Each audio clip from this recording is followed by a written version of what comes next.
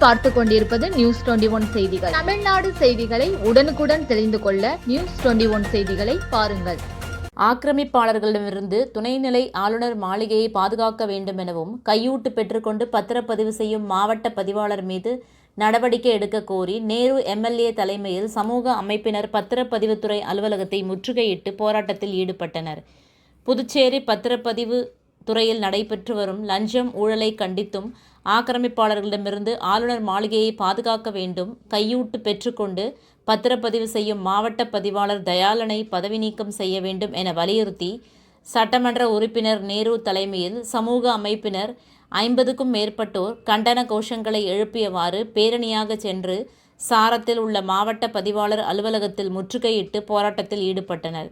தொடர்ந்து மாவட்ட பதிவாளர் அலுவலகம் உள்ளே சென்ற போராட்டக்காரர்களை பதிவாளர் அலுவலகம் முன்பு தரையில் அமர்ந்து கண்டன கோஷங்களை எழுப்பி தர்ணா போராட்டத்திலும் ஈடுபட்டனர். நியூஸ் 21 செய்திகளுக்காக முருகானந்தம்.